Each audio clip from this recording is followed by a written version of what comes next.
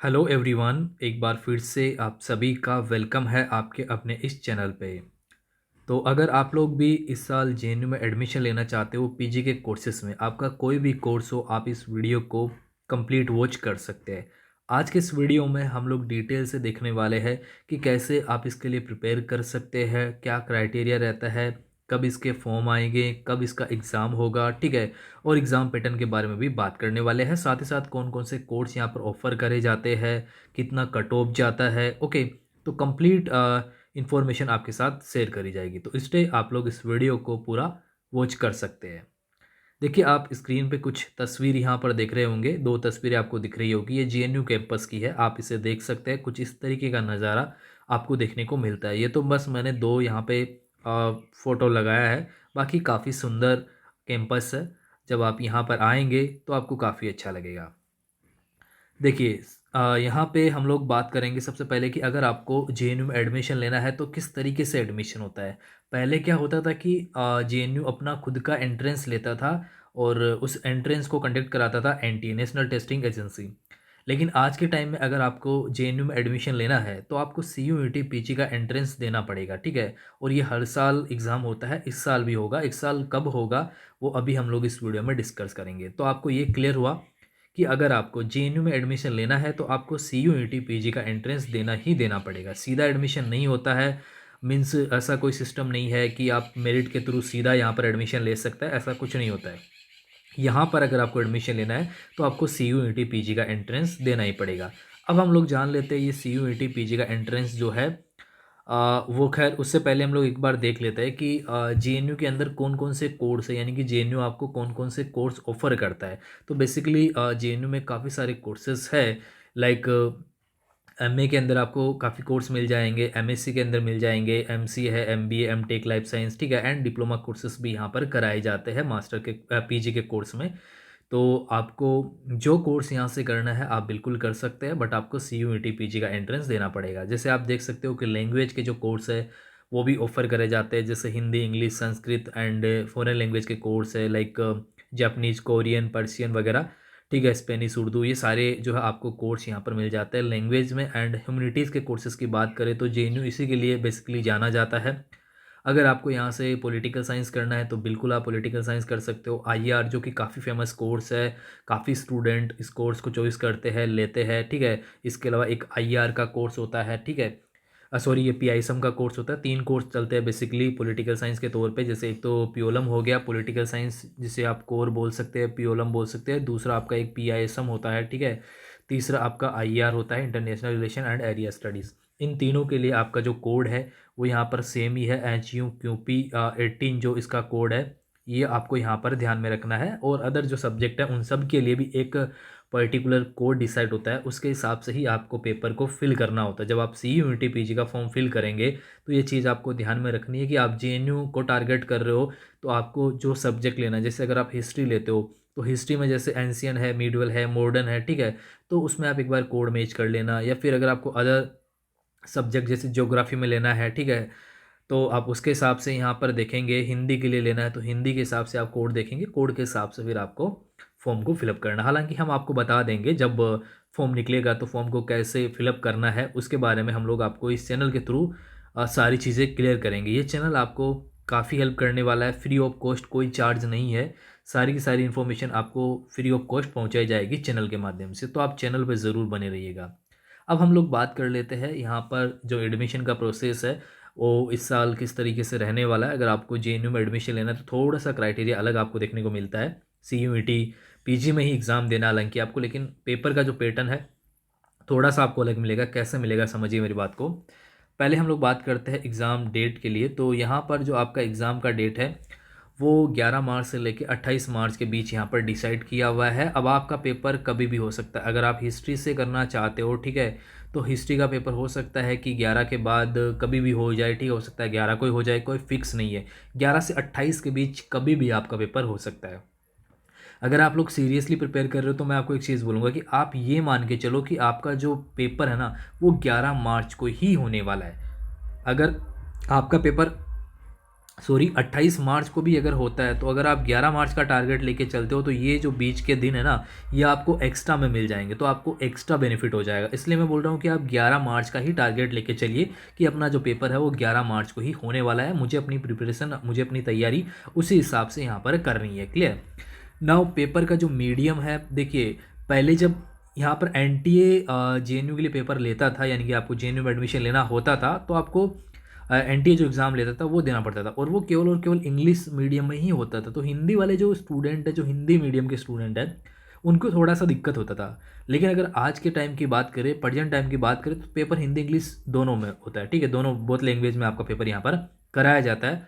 कोई इशू नहीं है। अगर हिंदी मीडियम के स्टूडेंट हो, पेपर में हिंदी सेलेक्ट कर लेना, इंग्लिश मीडियम के हो, इंग्लिश सेलेक्ट कर लेना, मतलब जो आप अपनी सुविधा के अनुसार कर सकते हो। दोनों ऑप्शन आपको यहाँ पर मिल रहे हैं। आपका जो पैटर्न है ना, उसमें दोनों ऑप्शन आपको मिलते हैं। जब पेपर आप जब सिलेक्ट करेंगे, वहाँ पर ऑप्शन आएगा, बताएंगे हम वीडियो के थ्रू, कोई दिक्कत नहीं है अगर आप चैनल पे बने रहेंगे तो।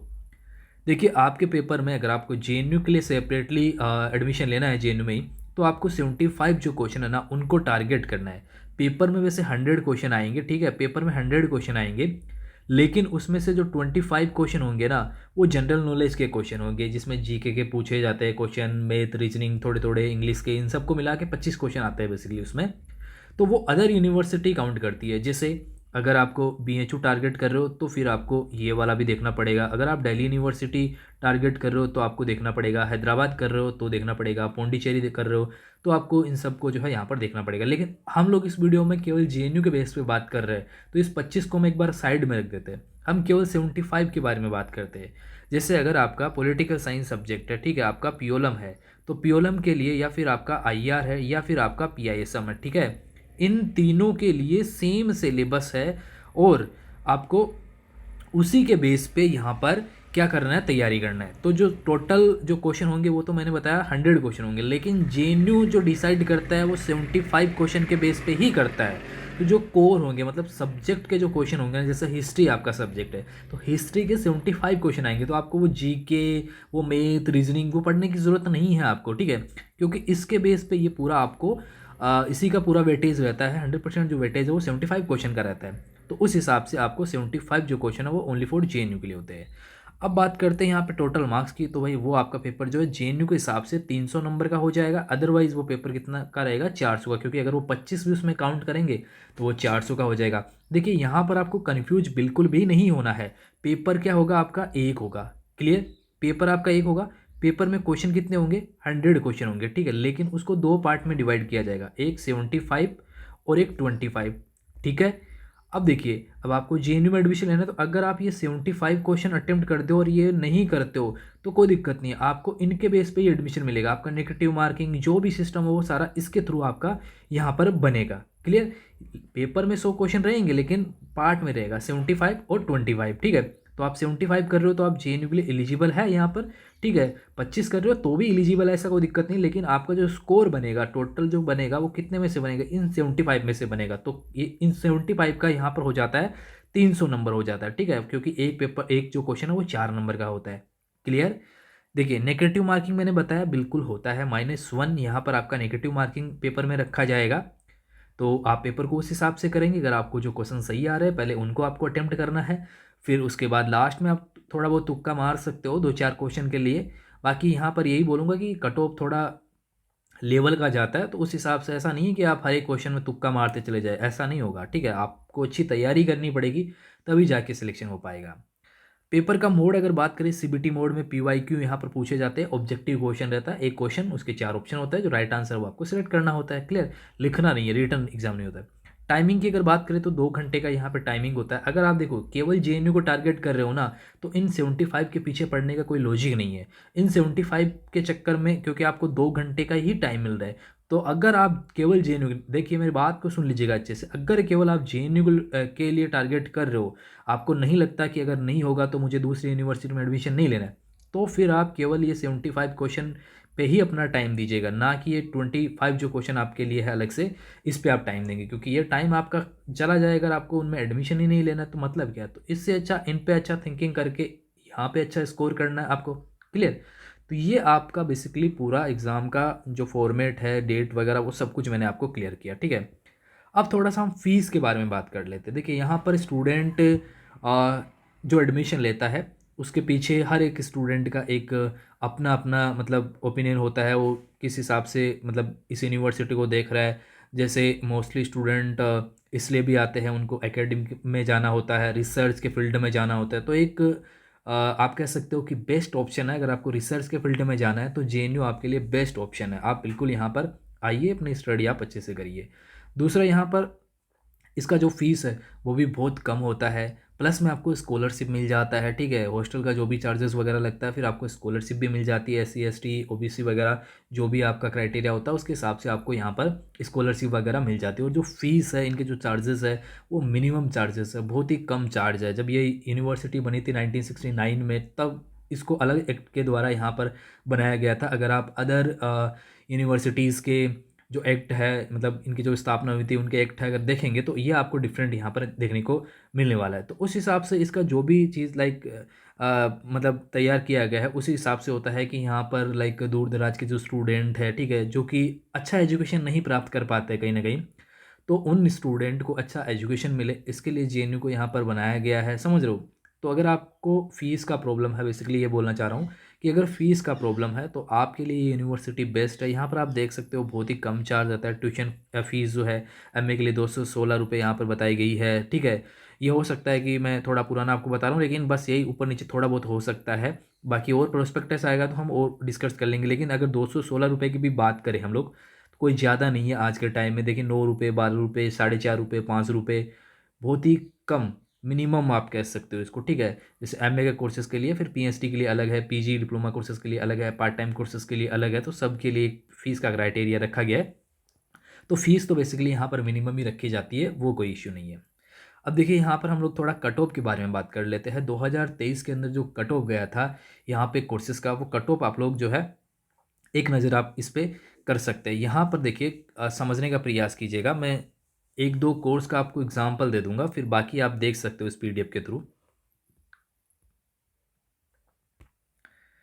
तो यहाँ पर देखिए, जैसे कि इस सब्जेक्ट में फर्स्ट सब्जेक्ट जो आपका है, हम लोग पॉलिटिकल साइंस या आईआर का देखते हैं यहाँ से। ये देखिए, आईराम का हो गया, मतलब आईआर का हो गया आपका। और इसके अलावा आपको पॉलिटिकल साइंस का यहाँ पर देखना है, तो ये पीओलम हो गया और ये पीआईएसएम हो गया, ठीक है। तीनों पे हमने टिक कर दिया। तो यहाँ पर आप देखिए, ये जो है आपका इधर रैंक है, इधर ये मार्क्स है, ठीक है। ये देखिए इतने परसेंट ये कट ऑफ आपका गया है। ये जनरल कैटेगरी के लिए आई थिंक है। ये देखिए, यहाँ से हम लोग देखते हैं। ये देखिए, ये जनरल यूआर का मतलब जनरल हो गया आपका 67% पे। ऐसे की अगर हम लोग बात करें तो यहाँ पे जो है 56 पे गया है। और अगर एसटी की बात करें तो 50 पे गया है। और अगर पीडब्ल्यूडी की बात करें तो 47 पे गया है। ओबीसी की बात करें तो 60 पे गया है। ईडब्ल्यूएस की बात करें तो 62 पे गया है। अब देखिए यहाँ पे थोड़ा लॉजिक अलग होता है गाइज। अगर 3 कोर्स है, बेसिकली इतने सारे स्टूडेंट अप्लाई करते हैं, 20,000 से अबव यहाँ पर स्टूडेंट अप्लाई करते हैं, अब तो इससे ज़्यादा ही अप्लाई करने लग गए हैं। तो सबका वो सीन रहता है कि मुझे बस एडमिशन मिल जाए, तो कट ऑफ ऊपर नीचे इनका मतलब होता रहता है। अगर किसी ने आईआर को फर्स्ट पे डाल दिया, पॉलिटिकल साइंस को मतलब बहुत कम स्टूडेंट डाले, तो कट ऑफ नीचे चला जाएगा, समझ रहे हो। और उधर पीआईएसएम का ज़्यादा चला जाएगा, आईआर भर रहे हो तो आईआर का, उस हिसाब से कट ऑफ ऊपर नीचे होता रहता है। पॉलिटिकल साइंस का यहाँ पे देखिए, जनरल के लिए 68 यहाँ पर गया था, एससी के लिए यहाँ पर देखिए 58 पे भी हो गया, फिर 55 पे एससी में। ये एसटी का था, सॉरी, इधर एसटी, ये एससी का है, सॉरी ये एससी का है और ये एसटी का है, ये वाला एसटी का है। यहाँ पे पीडब्ल्यूडी का आप देख सकते हो 54 पे ही चला गया। ओबीसी की बात करें 61 पे, ईडब्ल्यूएस की बात करें 63 पे। पॉलिटिकल साइंस का कट ऑफ बता रहा हूँ मैं आपको। पीआईएसएम में देखिए अच्छा खासा चला गया, 70 चला गया ये जनरल के लिए। फिर एससी के लिए 56 है, एसटी के लिए 53, एंड यहाँ पे पीडब्ल्यूडी के लिए 52, ओबीसी के लिए 62, ठीक है। और ये ईडब्ल्यूएस के लिए 64 यहाँ पर कट ऑफ गया। तो ये बेसिकली कट ऑफ का क्राइटेरिया आप अपने सब्जेक्ट का यहाँ से देख सकते हो, ठीक है।